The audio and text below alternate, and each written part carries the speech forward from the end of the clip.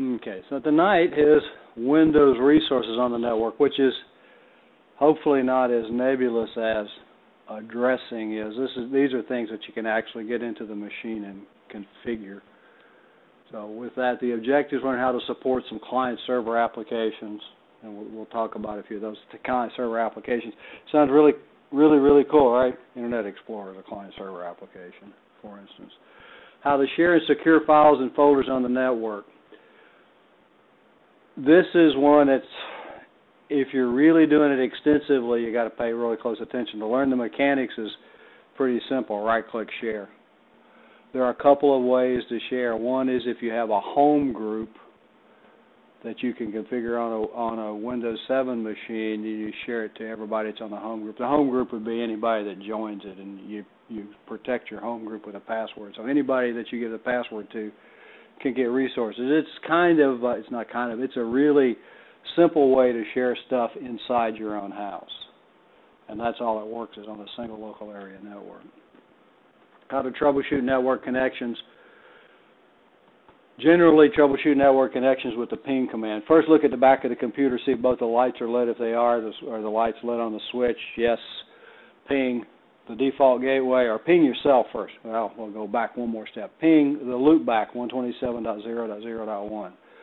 Ping your own IP address. Ping the default gateway, then ping something on the other side of the router to find out what's working and what's not working.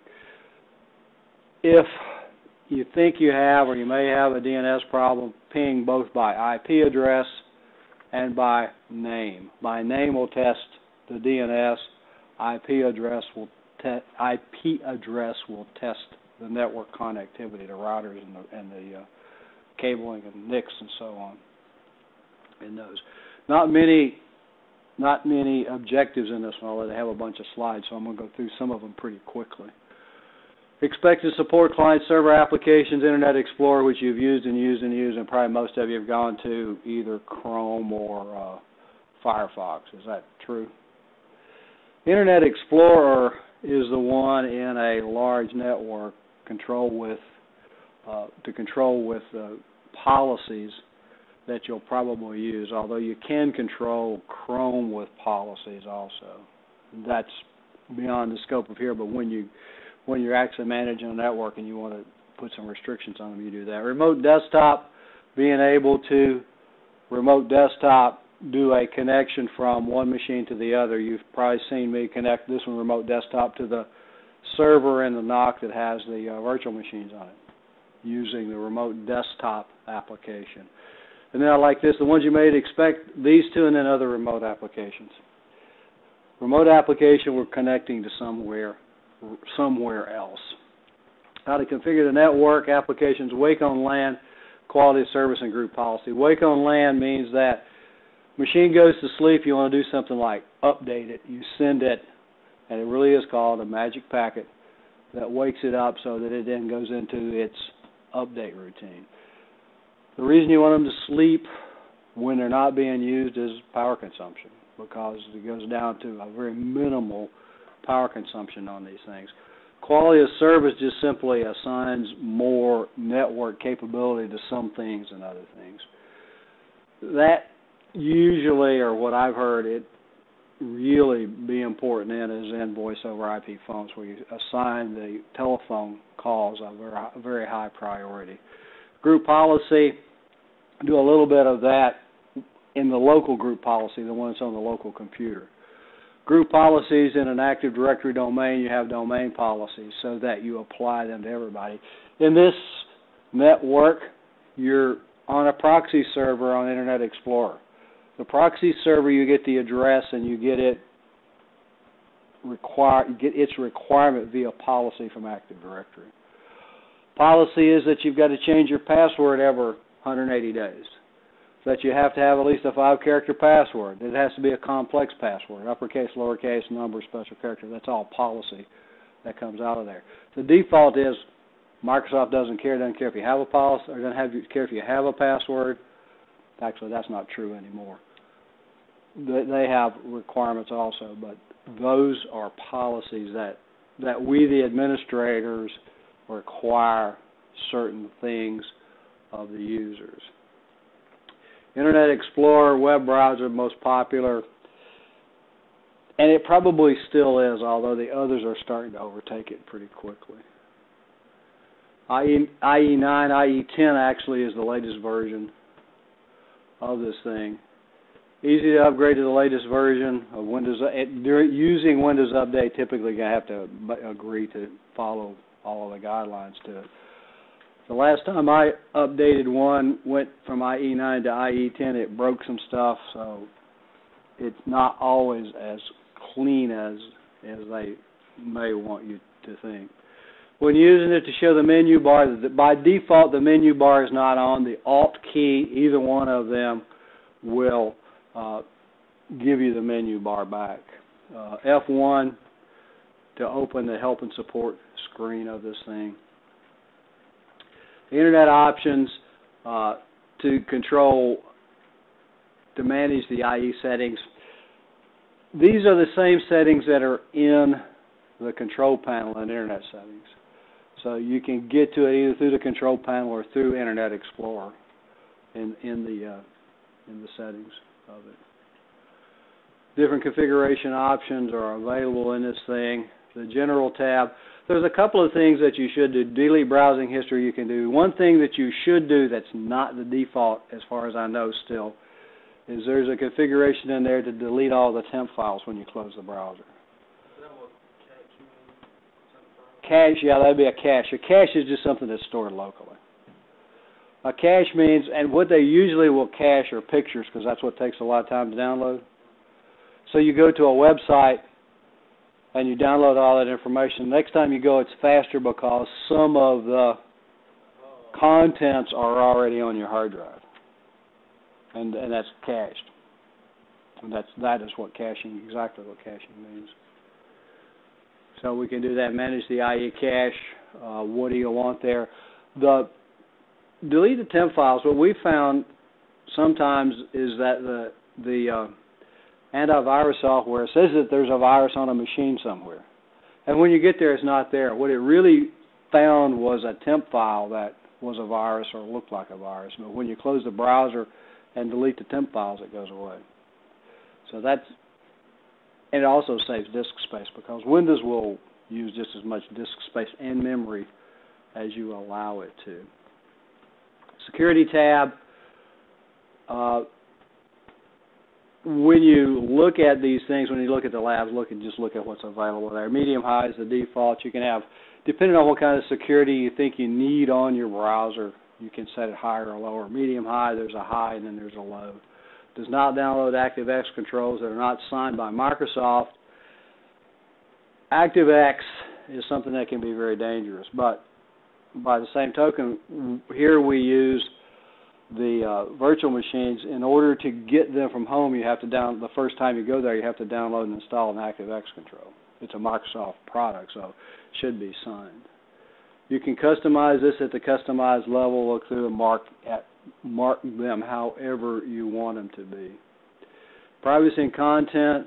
Privacy tab blocks cookies. The content tab contains settings for parental controls as long as you have one that allows that. Parental controls are something that I wish I had really when my son was growing up, because the only thing I could do at that time was use a proxy server to try to control what he did. But kids will be kids, and they sometimes in the developmental phase frequently go to places that they really shouldn't be. Nah, you never did anything like that, did you? Yeah, my dad, he grounded me from the computer. Yeah. Autocomplete and feeds are handled. Do you want to have autocomplete or not have autocomplete? You can do those. The connections tab and the proxy settings allows you to configure a proxy server. A proxy server is just something that goes to the internet for you. It does a couple of things for you. You probably wouldn't have not grounded as much, or maybe more so if your dad had used a proxy server. We use a proxy server. When you go to the internet, you don't go directly. You go from your computer to the proxy server. The proxy server then goes to the internet for you. And then when the answer comes back, it sends the answer back to you. A couple of advantages there. One, you can filter where people go. The second one is you can actually screen the traffic on the proxy server. You can check for the viruses there. So it gives you some assurance. And all of your internet traffic comes from a single IP address, the proxy server. Internet Explorer, the programs to add and manage add-ons. You can look at which ones are there, which ones are enabled. You can disable add-ons there. And they finally fixed that pop-up that said, do this or do that, which says, don't ask me again, and it won't ask you for a little while anyway. It's supposed to not ask me again, but it does anyway. The Advanced tab, miscellaneous settings, useful settings when it's giving you problems. Problems caused by wrong settings, you can click Reset to return, i.e. to default settings. I'm not saying this would be on an A+ test, but I have seen this kind of question, what do you do if it's all messed up, and where do you go to do the reset on other test banks, which imply that this is something that you probably need to know how to do, where to get to.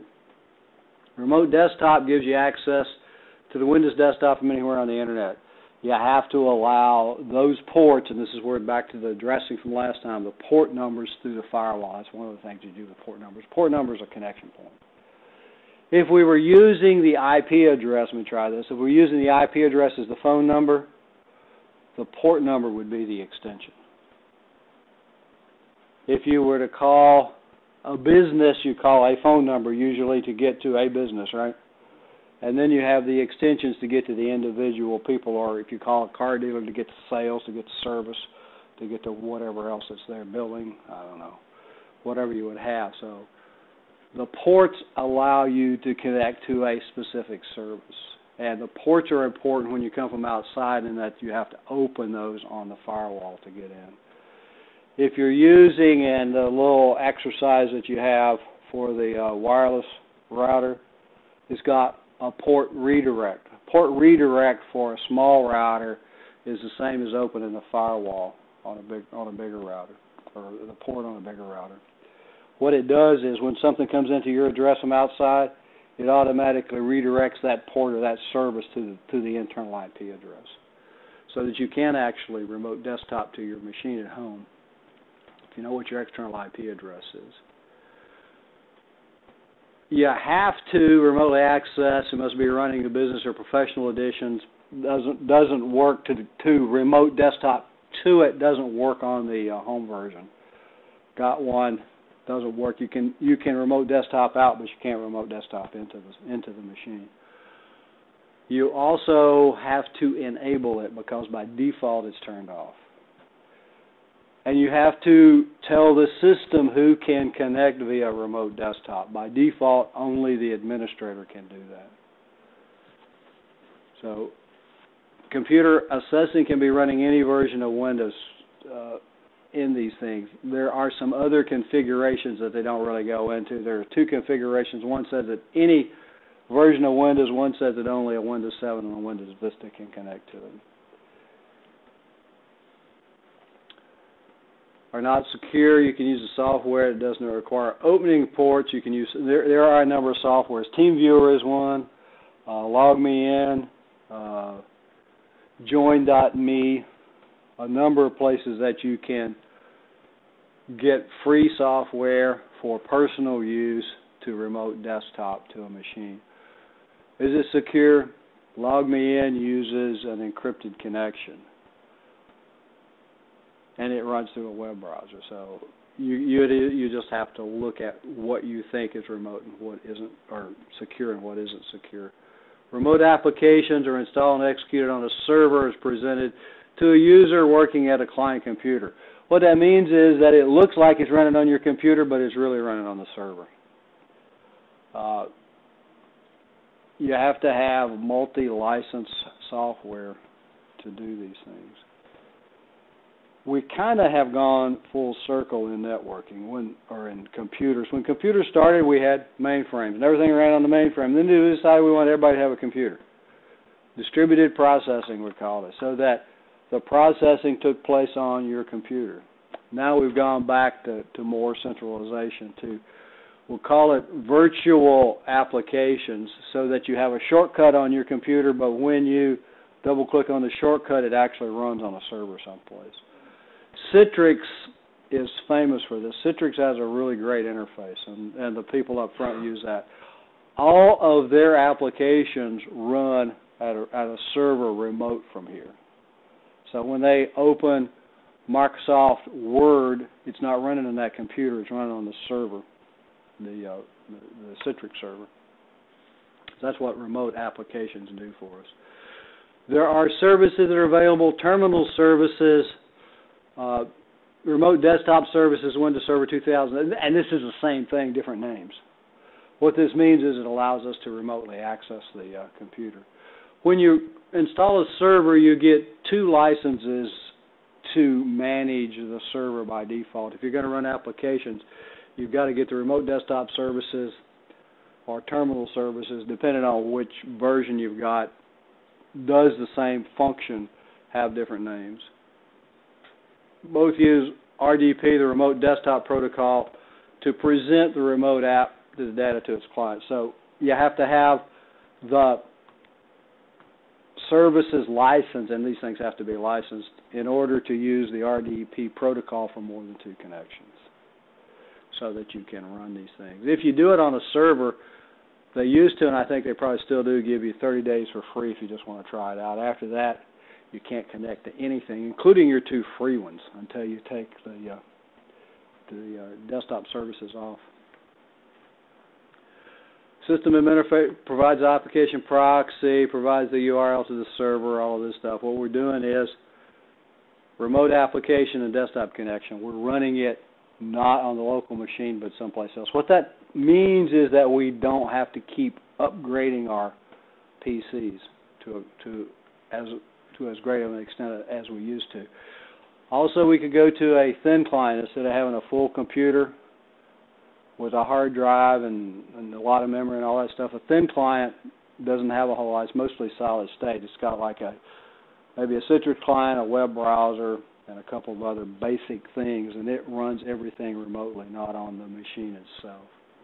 So you can run some fairly high-powered applications on a really not high-powered machine. Wake on LAN. Wake the machine up so that it can do some function. Again, typically that's going to be an update. 2 types of activity is a wake pattern on the network, or a magic packet that's sent to it that says, hey, wake up and do the update, wake up and do the whatever else.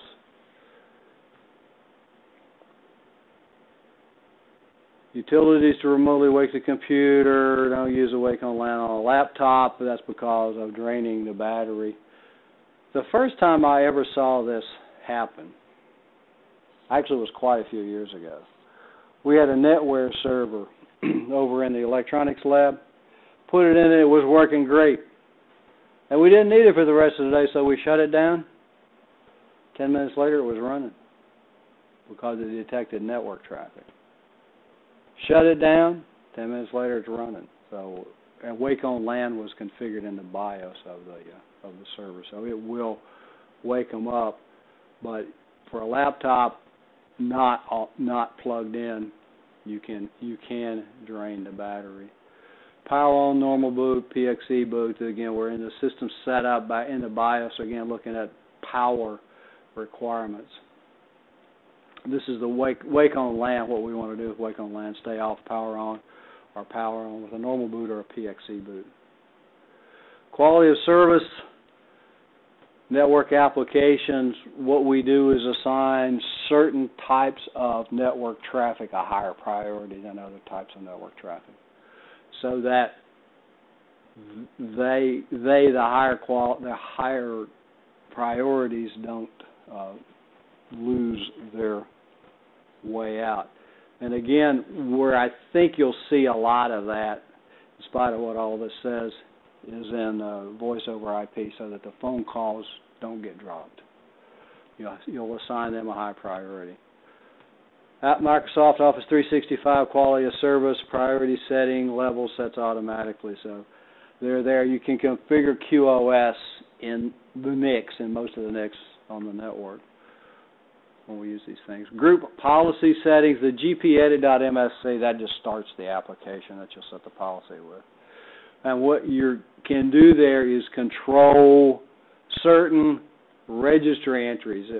It works by making entries in the registry.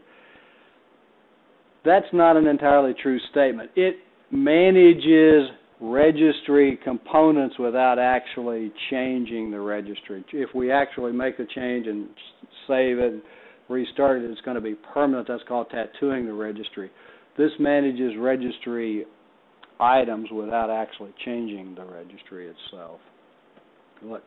We have local policies, and then we have Active Directory policies, domain policies, that allow us to control stuff. Can be applied to a computer or to users. Either one, there are configurations for each of them. Files and folders, assign rights to user accounts, assign permissions to files and folders. There's two terms here that you probably want to know. One is rights. A right is your ability to change something on the computer. For instance, you don't have the right to change the IP address on these machines. Permission is the authority to get into a folder. You can get into students' apps because they've been assigned permission. You can print to the printers because you've been assigned permissions. But those are two terms that sometimes get a little confused. Principal of least privilege means that you only assign as much authority or many permissions, the minimum amount of permissions to allow somebody to do their job. Types of user accounts, administrator accounts, standard accounts. There's an activity to do this to create accounts. Standard accounts are probably what you're going to do most of the time. Administrator accounts, remember, administrator account, if you make a user an administrator, they have absolute authority over the machine, so they can be dangerous. A number of built-in groups, and the built-in groups have specific tasks that they can do. Guest group is limited rights. A guest group, like limited, means like almost no rights. A backup operators group allows them to back up the computer, actually back up and restore the computer without actually reading the contents. Power users group is one step under the administrators. An XP group can read and write from parts of the system, install apps, perform limited administration tasks. Power users group is like an administrators group that can't see other people's stuff.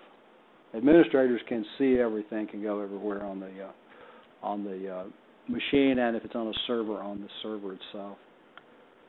Authenticated users, everyone are anonymous. Authenticated users group includes all user accounts except the guest account once you get authenticated. Everyone is everyone.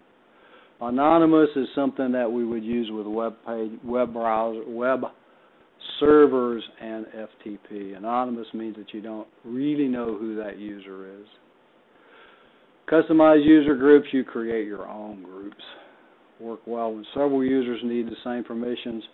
Groups are a way to control things, the best way to control things, because if you put users in groups, then when you want to take that permission away, you simply take them out of the group. You don't have to go and make a lot of different changes to the permissions themselves. Home group sharing, talked about a little bit earlier. A home group, if you right-click on something, share the home group, everybody that's joined the home group, and there's another area in the registry to join in the control panel to join a home group. First, you create it. It will assign some ridiculous password and write it down. Once you create it, you can go back and change the password of what you want to use. When you want to share stuff with users, that gaming groups, for instance, might do that. When they come in, they can join your home group and you can share files. Work group sharing, domain controller sharing, better security than the home group because it actually has security and we can assign permissions by individual. The same with domain, except the domain is done using domain users. Work group is done using local users on the local machine. Methods, data is for all users, public folder, the best security. There is a public folder and there's just one configuration that you can share the public folder, and that will share that information to all your users. Best Security, create a folder, right-click on it, share it. Two types of permissions, share permissions and NTFS permissions. A share permission just simply allows somebody to see it across the network. An NTFS permission is a more detail that applies on both the computer and across the network. Share permissions are only they're called remote permissions. They're only applied at a remote site when you connect to something remotely. Most restrictive, both of them get the most restrictive. In all the other cases, you get the most permissive. If I shared something and you were in two groups, one of them you got read only, another one you got full control, we put the two together, you get full control. If we shared across the network, we had a share permission of full control and an NTFS permission of read only. When you connected across the network, you'd get read only. You get the most restrictive. Individually, on the individual machine, you have NTFS permissions, you get the most permissive, the highest level. Combination of all of them. And they have really kind of complicated it a little bit. Let me see if I can do a sample. Okay, what I've done is create a folder here, demo. If I wanted to share it, and remember, sharing allows you to see it across the network, and that's really what that does for you. We'd right-click on it, and we can go to create share with, and who we're going to share with, nobody, with specific people. With specific people, I can share with everyone, and everyone is everyone, or I can go in and find specific individuals. Let's see if we got William here. Williams. So we have individuals, and these are all, the little down arrow indicates that these are all disabled accounts.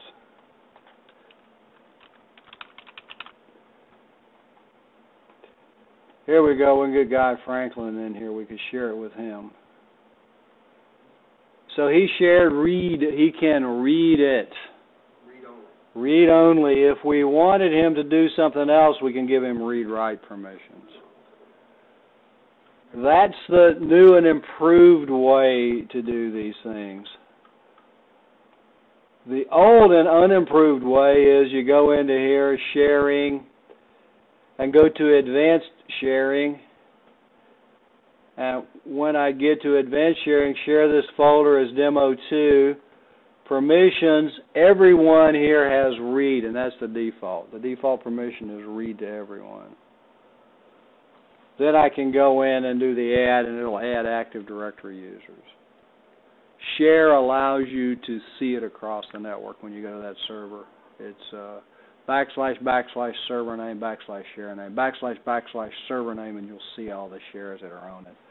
For instance, if I go here and do / RKE -storage, which is right here because it's cached, it's there. We have that many shares on it. Ton of shares on it. I can't get to all of them. You can't get to all of them. We can get to the ones that we have permissions to get to. You can see them, but when you double click on it, it says you don't have permission. After we share the folder, we'll share it to everyone. And I'm going to change the default permission because it just doesn't matter. The only thing that the share does is allows us to get there. What we really control the permissions with are the NTFS permissions, and they're under the Security tab. When we go there, let's edit users, we have more permissions, if you can see down here. Full control, modify, read and execute, list, and on and on. Share permissions only allow you to see it across the internet. When you actually try to access the resource, you put the share permission and the NTFS permission together, you get the lowest level, the lowest one. So if I gave full control share and read NTFS, then I get read. If I give read share and full control NTFS, then I get read. if you go to Windows 2000 and back, the default permission is full control to everyone on the share. They changed that with Server 2003 because many of us said, boy, it's really dangerous doing that full control business, and didn't really understand how permissions worked all that well, I guess. But when you put the two together, you get the most restrictive. So it really doesn't matter. The only thing that it does do if you share it to yourself as the administrator, the default share is read-only, and then you go try to save something in remotely and it says you can't because you forgot to change the permission to full control. So you have to do those things. That's permissions in a real quick overview. They are things that can probably get you into trouble very quickly if you do them wrong, because the tendency is that you'll give too much. What you should do, and I see it all the time, students and administrators don't do, is they'll go do this year and say, oh, I got it right. Don't, just go back and test it. How long does it take to check it out? 2-3 minutes? Make a regular user and see what they can do. If they can get in and destroy everything, probably not such a good deal. Advanced permissions, all the things, these are all the things that we just did. To check the effective permissions is a property in there that you can go back, and that's something that was new in 2003. You used to just have to keep track of everything, which was a lot of fun. Take ownership of a folder, use only one work group, require passwords for all users, map drives on the network, and that's the next one is how to map a drive. You can do it from the command line, but let's go back to one of those shares that was available. If we go back to,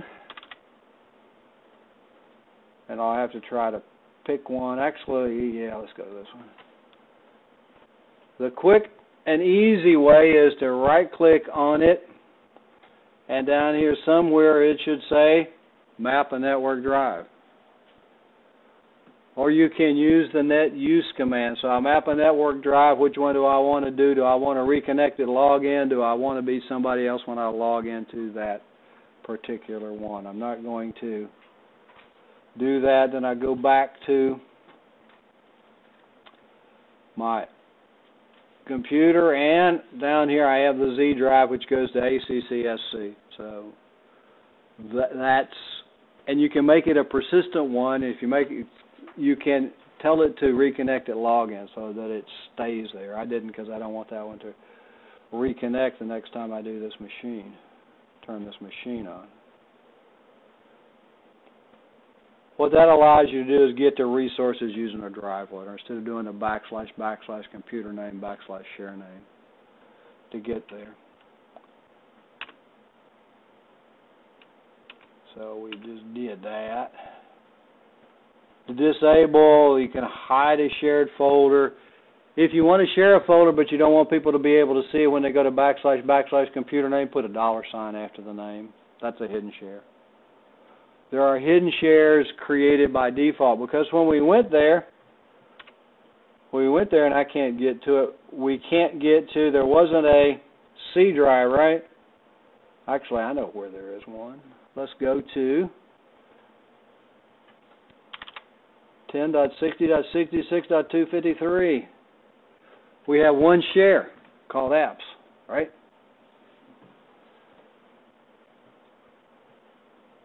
It's not a lot there. But if I go to / 10.60.66.253 $,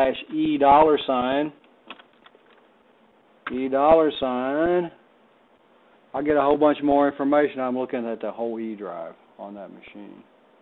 If I went to C $, I'd be looking at the whole C drive.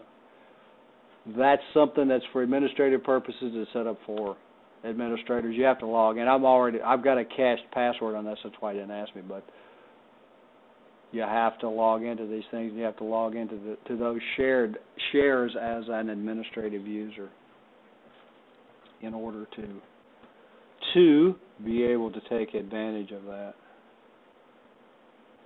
But those are administrative shares.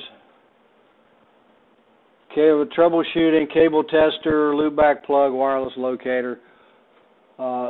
Cable tester you used in, I hope, network. I know you didn't have it. Used in the networking class, true. You measure wire, you use a cable tester to be sure it's there. Well, yeah, crossover and a straight through. A loopback plug is something that you can plug into it and it tests the connectivity. A wireless locator, there are a number of things. They make pocket-sized ones that you can find in wireless networks. You can obviously use a laptop or a tablet to do that. A number of softwares, one of, I think, the really good ones that's free is called Insider, INSSIDER, that allows you to locate wireless networks and see how strong they are. Actually, I may be able to do that here if I can find it. Here it is, Insider. As long as my wireless NIC is on, can never tell about that. Okay, we got it started here. It gives me the SSIDs of the wireless networks, the channels that they're on, as well the security that's on them, as well as the relative strength of these things. Minus 80 dB, minus 50 dB on this card. There are a bunch of them that are the same name. A bunch of them the same name because there are 4 access points and they all got the same name. They're on different channels, but they all got the same name. But that if we put that on a laptop and walked around, drove down the street or whatever, you could be able to detect these things. Windows XP Network Stumbler is the preference. It doesn't work with Windows 7. So the cable tester, the loopback plug to test the network, a cable port, the wireless locators for hotspots. The utilities, the TCP/IP utilities, the most popular, the most useful, actually the 2 most useful are ping and traceroute. Ping just checks to see if it's alive. If it doesn't have don't answer turned off, you can, as a network administrator, you can turn off the echo reply to these things if you choose to do so. If you ping a couple places, if you ping Yahoo, they'll answer. If you ping Microsoft, they won't. Traceroute gives you a complete router-by-router path to the destination. If it fails, traceroute fails, where it fails is the router that's not working. For your networking, if you're having a problem, you can do a traceroute to wherever you're going. Where traceroute fails, that's the router that you go figure out what's going on with it. Because that's the one that's going to be the issue. IP config on the local machine. A number of switches here: release, renew, display DNS, flush DNS. Release releases the IP address, the dynamic IP address. We talked a little bit about DHCP last time. Renew says, give me another one. The way DHCP works, if your original one's available, you're going to get it back. The display DNS shows you all of the web pages that are cached on your machine. The flush is if you're having an issue, just flush all the DNS out, let it go find everything new and cache it. The flush DNS and restarting a machine are the only time that the cache is going to go away. The DNS cache is going to go away.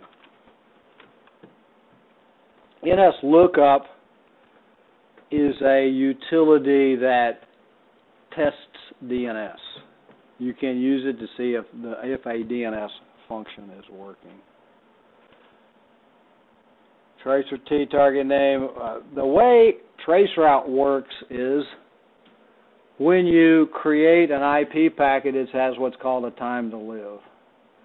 What traceroute does, and when the time to live gets to 0, you get a message back that says you're done, basically. What traceroute does is for the first packet, it puts a TTL of 0. It gets to the first router, it expires, you get an error message back from that router.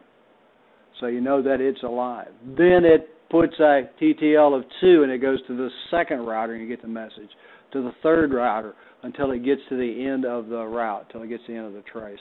That's one of the things that makes trace route slower than ping. It is sometimes not really all that quick to do things.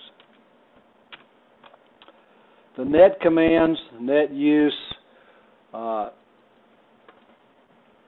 net user, there are a whole bunch of those, and you can look at those. That's really more something that an administrator probably would use in a script instead of just what we're doing. NBT stat displays the net BIOS, name net BIOS, the thing that we don't use anymore, but we really do. Net stat is one that you may want to occasionally run on your machine at home. Let me see if I can get it up here, if I can get a command prompt. Netstat-A, and there are a number of switches, but netstat-A is going to give me a list of all of the TCP/IP and UDP connections on this machine. It stopped right there. It keeps going. I have a number of established connections to 10.60.12.189, which is probably the Moodle server, and then we have RKE storage and established, and then that little big dump was when all the UDP ports showed up, when it went through it real fast. So you can see what's connected. Kind of handy occasionally to run that to see if there's somebody connected that shouldn't be. Or if there's some odd port, like some of the well-known ports that are on those lists out there for the viruses. Are those ports open on your machine? Just a thought to check that occasionally. But that's the netstat and the double arrow here. We're just going to send it to, redirect it to a text file. So the other switches list statistics includes the process ID of each task, and that way you can use the process PS kill command in order to make those go away. Determine whether other computers on the network are having trouble with their connections. Check connectivity. These are kind of troubleshooting things that you're going to do. Are you the only one? I mean, if you're the only one, you probably want to think maybe you, huh? People tell me, these labs don't work. This lab doesn't work. This lab's worked for the last 5 years. Maybe you're really special. But I can't get on the internet, so everything must be broken. Okay, where are you going to start troubleshooting? Where are you going to start troubleshooting? What's the first thing? Where's the first thing you would check? You sit on a computer, and in these, you're probably going to get something like no logon server available. What that error message means is that you can't contact the domain controller for it to authenticate you. What's the first thing to check? How about the wire? Let's go down even farther. Let's go to be sure that the wire is actually making contact. Because these things get a little corrosion, they get moved around, people trip over them, play with them, whatever else. Be sure it's actually plugged in. Then you can go to your command prompt and do an IP config, and it'll down here at the bottom, 169.254. That's not a very good IP address. What a 169.254 address means is that you don't have an address. What it means is that you tried to get an automatic, a DHCP address, but you can't contact the DHCP server. Now, if everybody in the room's got a 169 address, then it's probably not you. But if you're the only one with a 169 address, it's probably going to be you, would you guess? If everybody doesn't have one, a couple things could be the path to the router, the switch out of the room, could be the DHCP servers down. Could be the wire going there. Those wires fail too. I'm a great believer of going to the real basic stuff first. Is it really plugged in? Is it really making contact? But the 169 is not something that you want to see. Status lights are kind of the things we talked about. What's been moved around, what's not been moved around. Did somebody roll their chair over the wire? Did they trip over the wire? Did somebody unplug it intentionally just to have fun with you? People do all sorts of things to the monitors. They'll turn them off, and you turn the computer on, nothing happens. They'll turn the intensity down. They'll unplug them. I used to, in the networking classes, unplug every computer in the room, and when you come in the room, I hand you a piece of wire to go hook yourself up so that you get an idea of what it is to set up the topology. You got to check the basic stuff, and then the IP config. Do you have an address? Can you ping your loopback address, 127.0.0.1? Can you ping the IP address that you've been given? Can you ping the default gateway? Can you then ping something on the other side of the default gateway? It's kind of handy to know an IP address over there. If all of that works, can you ping a fully qualified domain name? If you don't get that resolved, if you don't come back with an IP address and a name and an IP address, then you can suspect that it's DNS. You're not getting resolution there. So how do you check those things? Those are the basic things to do the check. NIC drivers, all those things. A NIC driver is probably not going to go bad overnight. It might, but it's probably not. If you go from a Tuesday to a Thursday and it's not working, probably not going to be the NIC because they don't do that much maintenance on them. Probably going to be one of the other simple things. Somebody tripped on the cable got bad, wires got pulled out, playing games, whatever else kind of deal. This morning the DNS servers were all down, so that was a lot of fun, trying to get someplace without that. Here's the DNS. If a ping works with an IP address but not with a name, DNS is probably going to be your issue. First thing to do is flush the DNS with the IP config because somebody may have changed the IP address of that computer.